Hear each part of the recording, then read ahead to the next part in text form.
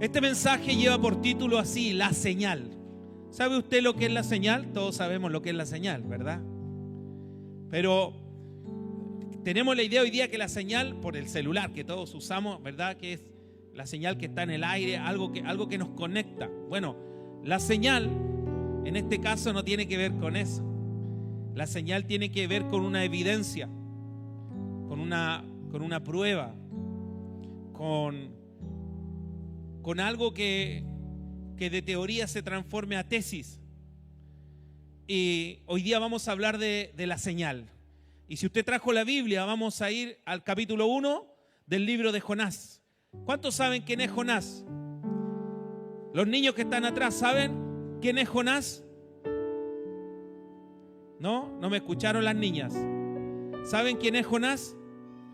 ¿Quién es Jonás?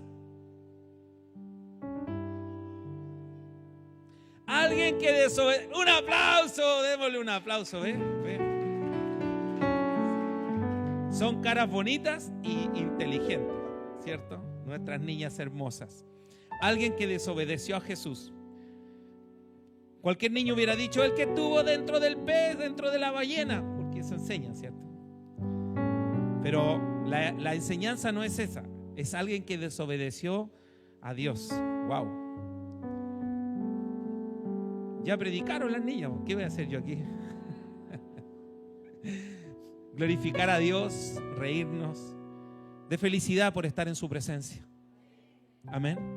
Vamos a leer el verso 1 del capítulo 1. Jonás huye del Señor, dice así. El Señor le dio el siguiente mensaje a Jonás: hijo de Amitai, levántate y ve a la gran ciudad de Nínive, pronuncia mi juicio contra ella, porque he visto lo perverso que es su gente. Wow.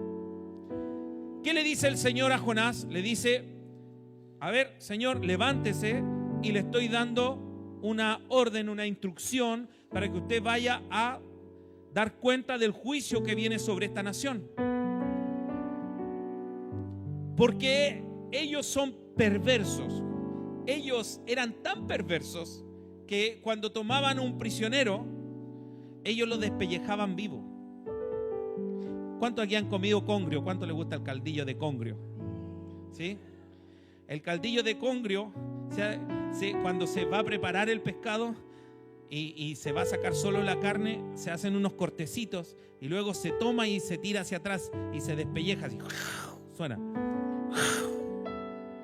Bueno, eso hacían con las personas. Tremendo. Eran malos, no les bastaba con matarlos, sino que los torturaban de esa manera. Tremendo. Y Dios había visto la maldad. Eso es una cosa de lo que hacían, pero ellos estaban totalmente lejos de Dios. Estaban con sacrificios de humanos para los dioses paganos que tenían. Y venía el juicio de Dios contra esta ciudad, que era una potencia del mundo civilizado de ese tiempo.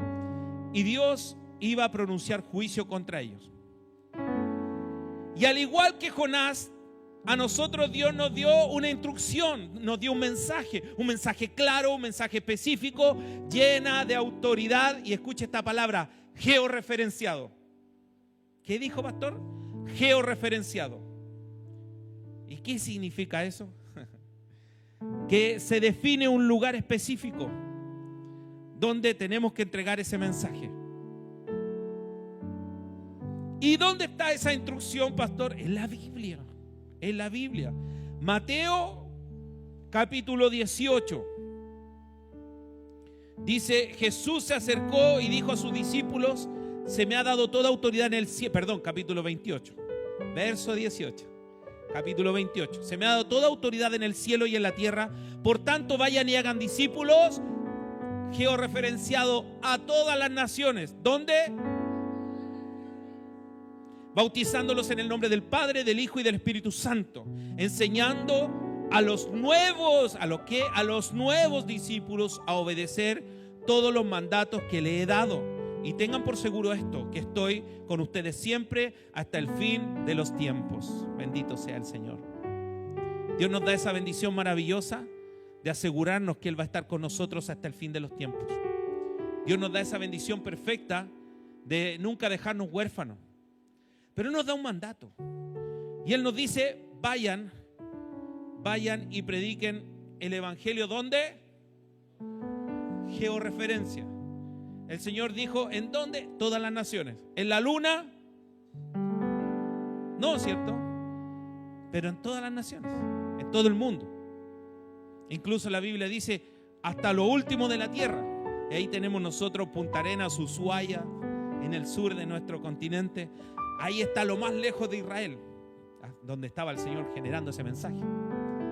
Y el Señor da una instrucción: prediquen el evangelio, hagan discípulos, y habla de los nuevos discípulos. ¿Y por qué habla de los nuevos discípulos? Porque nosotros permanentemente tenemos que estar procreando. ¿Por qué? Porque ustedes son ovejas. Nosotros, con la hermosa mujer que está ahí de blanco, mi esposa, la pastora Marcela, estamos para cuidarla a ustedes como ovejas.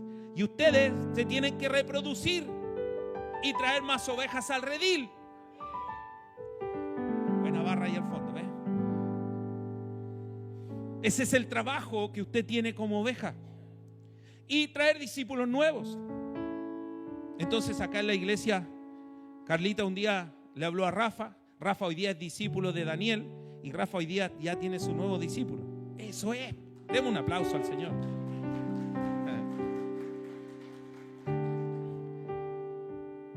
Jonás, ¿qué hizo con este mensaje? Vamos a ver qué hizo Jonás con el mensaje que le dio el Señor. Vamos a ver qué hizo Jonás con la instrucción que Dios le dio. Entonces Jonás se levantó y se fue en dirección contraria a lo que Dios le había dicho para huir del Señor. ¿Qué estaba haciendo Jonás? ¿Huyendo de Nínive? Estaba huyendo de Dios. Descendió al puerto de Jope, donde se encontró un barco que partía para Tarsis.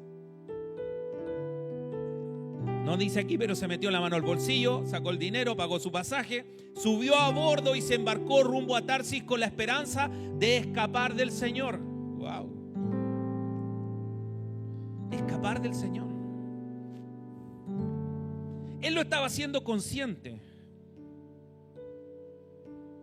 Pero hay muchos que lo hacen en forma inconsciente. No digo de ustedes, ustedes son especiales.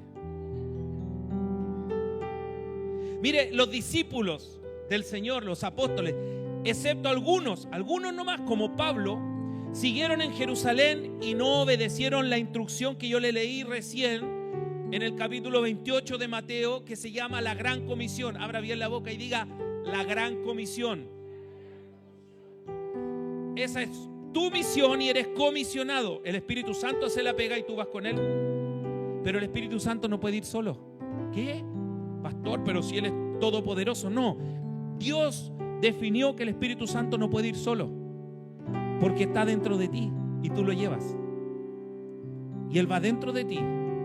Tú abres tu boca y el Espíritu Santo la llena y comienzas a contar del Dios maravilloso, del cual tú estás enamorado, que le sirves y le amas, y que el interlocutor, el que te está escuchando, necesita conocerle. Eso es lo que Dios nos dijo, sencillo. Pastor, pero yo pensaba que Dios me había dicho que yo tenía que ser un músico, que Dios me había dicho que yo tenía que ser un predicador, que Dios me había dicho.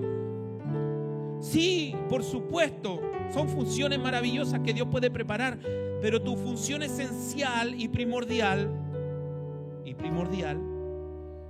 es predicar el mensaje del evangelio a aquellos que no conocen a Dios.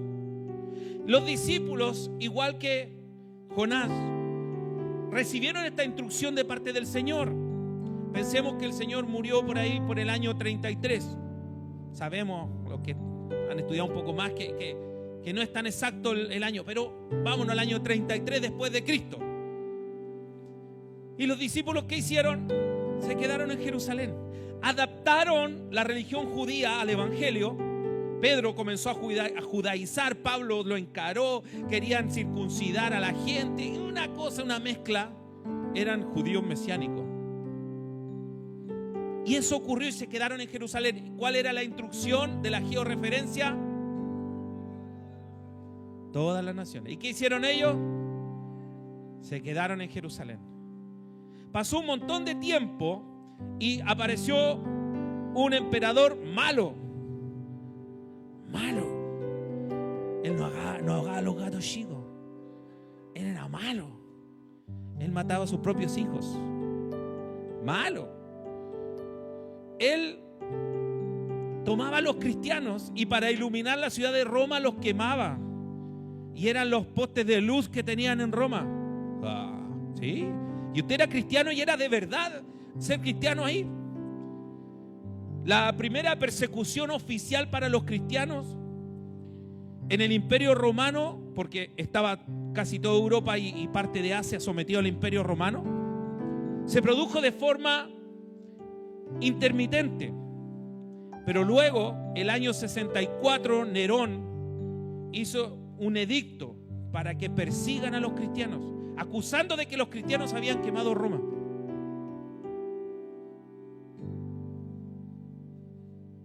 Entonces comenzaron en todo el imperio a perseguir a los cristianos. ¿Qué tuvieron que hacer los discípulos? Que ya algunos estaban viejitos. Salir de Jerusalén. Porque ¿dónde iban a encontrar el nido de los cristianos? Ya sabían que el nido estaba ahí. Así que tenían que ir ahí a perseguir a los cristianos, porque lo había ordenado el emperador. Era un mandato del emperador. ¿Y por qué ocurrió esto? Porque ellos no obedecieron la gran comisión. Y ahora aquí dice así, aplicación. ¿Cómo estás tú con el mandato que Jesús ya ha resucitado? Romanos 28, Jesús había resucitado. Jesús había vencido a la muerte, había bajado al infierno, había tomado la llave de la muerte y del Hades, habían pasado 3 días y había resucitado. Jesús ya resucitado le da un mandato a sus discípulos. La pregunta es, ¿cómo estás tú? ¿Estás siendo el cerdito que pone su vida para dar de comer al granjero? Y para el que conoce esta historia, no me canso de repetirla, el granjero quería desayunar. Y como quería el desayunar, la esposa le dice, ¿qué quieres, amor mío? Y él le dice, quiero comer huevos con tocino. Y parte el perro que estaba escuchando y parte corriendo a la granja y se mete ahí al establo y le dice, no sabes nada, el granjero quiere desayunar huevos con tocino. Era copuchento el perro. Y la gallina se pone feliz y empieza a cacarear, y el chanchito se pone a llorar. Y el perro le dice a la gallina, ¿por qué estás tan feliz? Es que yo voy a poner mis huevos para el granjero. Y el cerdito le dice, ¿por qué estás llorando? Porque yo voy a poner mi vida. Jesús puso su vida. Y en esta historia usted elige ser la gallina y poner los huevitos, o ser el cerdito y poner su vida. Poner su vida para predicar el evangelio, poner su vida para transmitir el mensaje, poner su vida. Hoy día estamos ultra, hiper, mega bendecidos. Tenemos las redes sociales, no tiene que poner su cara y puede a mucha gente predicarle el evangelio, a mucha gente. Nosotros tenemos la radio. Hoy día este mensaje está saliendo por Espiritual Televisión. Y gente está escuchando este mensaje. Y usted puede darlo todo o sencillamente ser un aporte. ¿Qué elige usted? ¿Cómo está la obediencia al mandato? Pero quiero decirle algo. Escuche esta máxima. Nuestro Señor nunca se queda sin testimonio. Nunca. Nunca. Y si usted se queda callado, las piedras van a...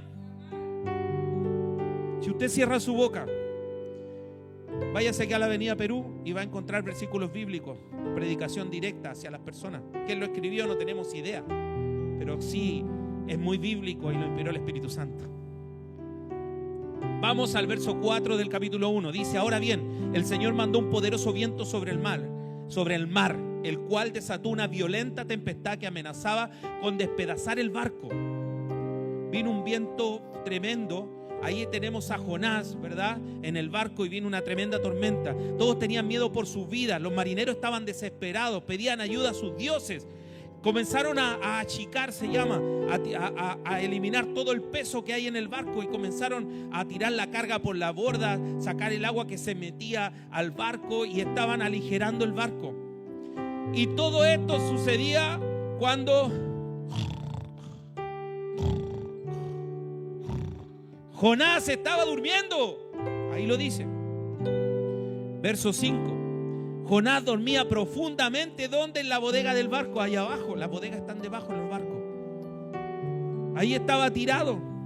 Así que el capitán bajó a buscarlo y le dijo así: ¿cómo puedes dormir en esta situación? Están todos desesperados, ayudando a salvar el naufragio, y tú estás durmiendo.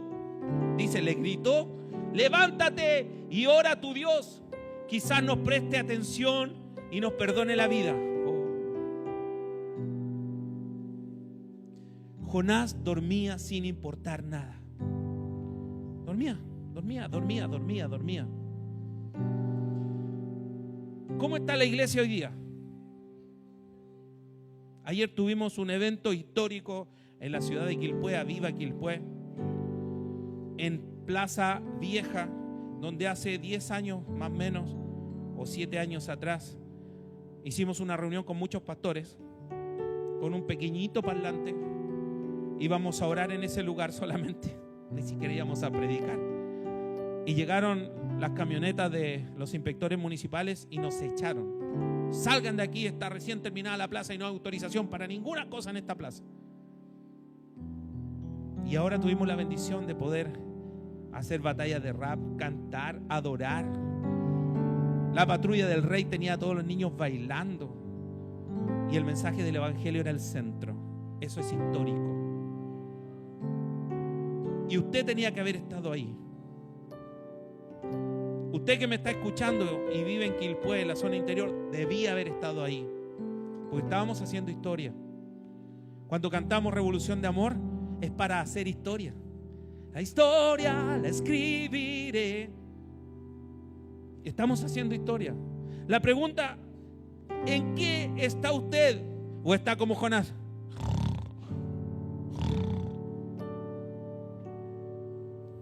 No era el chanchito, estaba durmiendo, roncando. Estaba roncando. Mire, verso 7 dice: entonces la tripulación echó suertes para ver quién había ofendido a los dioses que causó tan terrible tempestad. Cuando lo hicieron, la suerte señaló a Jonás como culpable. Así que los marineros le reclamaron y le dijeron a Jonás: ¿por qué nos ha venido esta espantosa tormenta? Jonás, ¿quién eres tú? ¿En qué trabajas? ¿De qué país eres? ¿Cuál es tu nacionalidad? Él le contestó: soy hebreo. Soy Jonás. Temo al Señor, Dios del cielo. Temo al Señor, Dios del cielo. La pregunta es: ¿temía al Señor, Dios del cielo?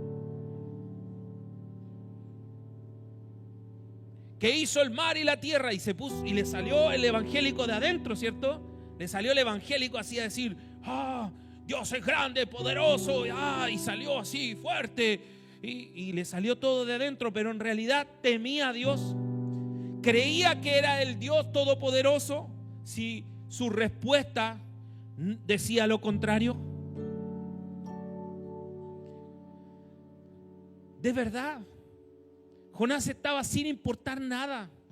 Él sabía lo que estaba aconteciendo y se conocía la causa y el origen del por qué estaba aconteciendo esa tormenta que los iba a hacer naufragar. Escúchame, mírame por favor. Míreme usted que está ahí en la televisión. Desde hoy, tú sabes el por qué en nuestro país se instaló la violencia y la responsabilidad que tenemos como iglesia. ¿Y por qué soy tan categórico en esto? Usted lo puede buscar en Facebook, así como se está transmitiendo ahora. Se transmitió el 20 de octubre del 2019. El día 18 de octubre antes que empezara el estallido social, Dios me dio un mensaje donde yo lo prediqué el día domingo 20 a esta hora y daba a conocer que Dios estaba diciendo que se instalaba la violencia en Chile. Y se instaló. El día viernes a las 9 de la noche estábamos lanzando la canción Úsame. Y usted ve a Giancarlo ahí actuando.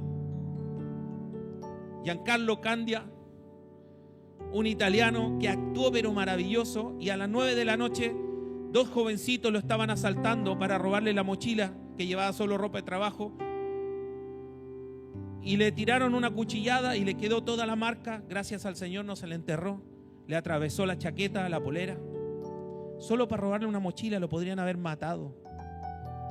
¿Y sabe dónde pasó? En Chorrillos, al lado de la Copec, ahí en el Par Viana Álvarez, llegando al Troncal Sur. Y eso está ocurriendo.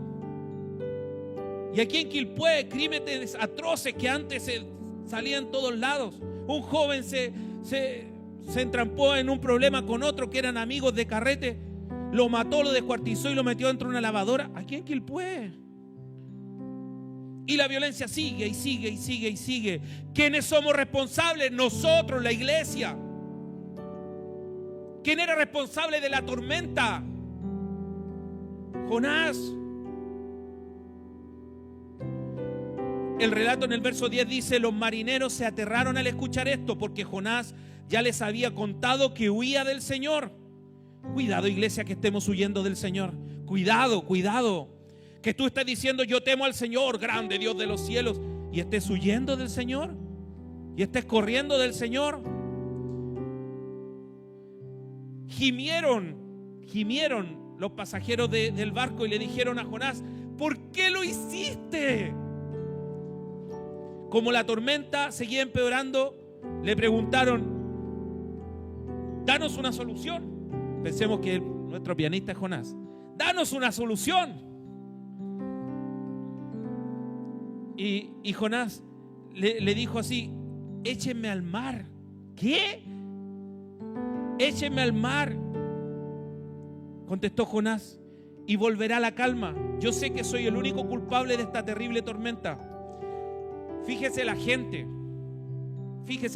que no conocía a Dios. Sin embargo, los marineros remaron con más fuerza para llevar el barco a tierra. ¿Cómo vamos a tirarlo al agua y matarlo? Pero la tempestad era tan violenta que no lo lograron. Ellos estaban enfrentándose a la vida y la muerte. Ellos iban a sucumbir frente a la tormenta. Se iban a ahogar. Y en vez de decidir por su vida, comenzaron a remar más fuerte. ¿Cómo vamos a matar a Jonás? Entonces clamaron al Señor, Dios de Jonás. ¿Qué hicieron los que no conocían al Señor? Clamaron.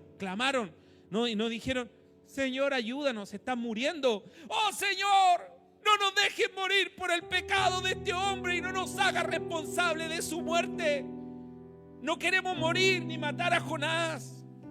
Oh, Señor, has enviado esta tormenta sobre él y solo tú sabes por qué.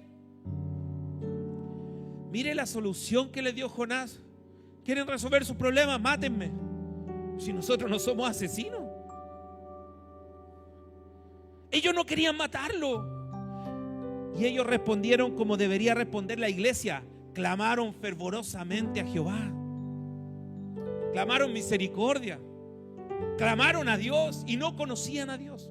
No eran temerosos de Dios y sirvo al Dios grande de toda la tierra, como decía Jonás, como un evangélico.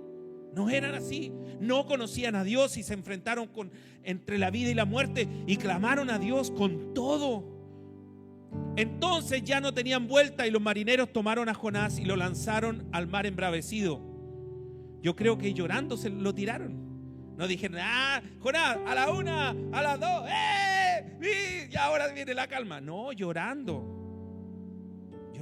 Ninguno de ellos era asesino. Al instante se detuvo la tempestad. Verso 16: los marineros quedaron asombrados por el gran poder del Señor. Le ofrecieron un sacrificio y prometieron servirle.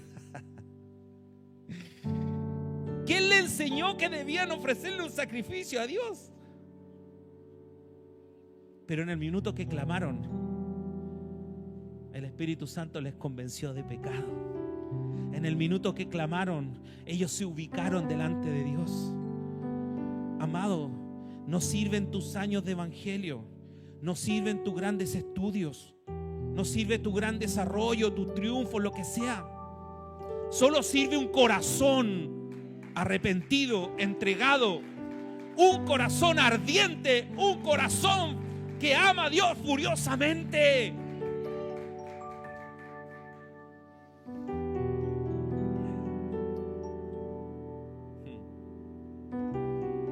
Verso 17 dice: entre tanto, el Señor había provisto. ¿Se acuerda ahí en el monte Moriah? ¿Se acuerda cuando Abraham subió con su hijo? Subió con su hijo ahí y el sacrificio era el niño. Y el hijo le dice: papá, ¿dónde está el cordero? Y el Señor le contestó: Jehová Jireh. O sea, Abraham le contestó: Jehová Jireh, Jehová proveerá. Y aquí vemos nuevamente que Jehová Jireh, Jehová el proveedor. Y Dios que había provisto un gran pez para que se tragara a Jonás. Y Jonás estuvo dentro del pez durante 3 días y 3 noches. Durante 3 días y 3 noches estuvo Jonás. Dios proveyó. Dios proveyó. Dios proveyó ahí en el monte Moriah. Dios proveyó en la cruz del Calvario a su hijo para que tú seas salvo. Y Dios proveyó un pez para salvar a Jonás. Hermoso, ¿cierto? Provisiones de salvación. Provisiones, diga conmigo así, levante la mano. Provisión de salvación. Y quiero enseñarle algo. Quiero enseñarle algo. Existe la provisión de salvación. Míreme a la carita, por favor. Existe la provisión de juicio. ¿Qué? Existe la provisión de salvación, como estos relatos que le conté, y existe la provisión de juicio. ¿Sabe lo que fue la persecución para los cristianos? Una provisión de juicio. Vino una tremenda persecución sobre los cristianos. Y usted vea, se lo enseñaron en el colegio, la historia, las películas. Tremendo. Y los cristianos eran comidas para animales salvajes para que Roma le diera circo y pan y tener entretenidos a los ciudadanos del imperio. Y vino la persecución sobre la iglesia. Esa también es una forma de provisión. ¿Para qué? Para que los que están durmiendo despierten. Pastores, que yo no entiendo por qué me pasa todo esto y trato de salir y me pasa una y me pasa otra y me aquí, allá. ¿Cómo crees que el que está parado aquí tiene autoridad para hablarte así? ¿Cómo crees que Monsalves tiene una fe probada? ¿Cómo? Dice la Biblia, a través de muchas pruebas que han sido durísimas, golpes duros, pero esas pruebas son para movernos al propósito de Dios y conocer el real carácter de Dios. Para eso estamos viviendo lo que estamos viviendo. Pero el juicio se puede detener. Diga conmigo, el juicio se puede detener. Primeramente, nosotros tenemos a Jesús en la cruz deteniendo todo juicio sobre la iglesia. Pero aquellos juicios que son para inducirnos al propósito, que la Biblia los habla como pruebas fuertes, se pueden detener. Yo te hago un desafío. Parto hoy día o mañana. Comienza a evangelizar. Comienza a evangelizar. Y lo primero que te va a pasar es que toda esa inquietud que tienes dentro, esa angustia, esos pensamientos que te bloquean, esas sensaciones complicadas van a desaparecer. Lo primero es que por dentro vas a solucionar tu problema, pero comienza a evangelizar. Comienza a hablarles a otros del Cristo que tú conoces. Comienza a darle a conocer a Cristo a la gente. Comienza, por favor, comienza. Y lo vas a ver. Y cuando comencemos todos como iglesia, se va a acabar la violencia en Chile. Y vamos a ser un país pacífico, como éramos hasta antes del 18 de octubre del 2019. Cuando había un crimen o algo, salía en todas las noticias, en todos lados. Hoy día hay crímenes en todas las ciudades de Chile, uno tras otro, que ya no alcanzan los noticiarios para salir. Eso pasó en 3-4 años, nada más. Amados, si usted obedece a esta instrucción y no se comporta como Jonás, todo va a cambiar.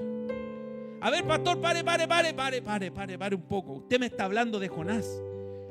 Me tiene contra la pared. Pero ¿qué tiene que ver esto con la historia de la salvación en el Antiguo Testamento? Recuerden la serie que llevamos. La estamos terminando. Estamos ya en el libro de Jonás. Vamos a cumplir casi 2 años de esta hermosa y maravillosa serie de la historia de la salvación. Y usted que está viendo por televisión, no deje de revisar el canal EDS Ministerios, porque en ese canal YouTube está toda la historia de la salvación, ahí completita, capítulo por capítulo, y usted va a poder ver que de hace 2 años comenzamos de Génesis 3:15 hacia adelante a ver cómo está la historia de la salvación. Y esa historia de la salvación en el Antiguo Testamento nos hace catapultar desde el tiempo de Jonás hasta Mateo 12:38. Dice así: los escribas y fariseos pedían una señal. Mire, primeramente el hecho de que los escribas y fariseos pidieran una señal es porque sencillamente ellos querían reconocer a Jesús o rechazar a Jesús totalmente. Pero ellos ya lo rechazaban en su corazón. Por eso tenemos que tener mucho cuidado cuando nos especializamos en pedir señales. El Señor los miró y le dijo a los fariseos y a los escribas: ustedes son muy efectivos en predecir el tiempo. Son buenos meteorólogos, pero son incapaces de descubrir las señales de los tiempos. De hecho, dice la Escritura que los líderes de ese tiempo estaban tratando de tenderle una trampa al Señor. Mateo 16:4 dice así: una generación perversa y adúltera busca señal, y no le será dada señal, sino la señal de Jonás. Y dejándolos, se fue.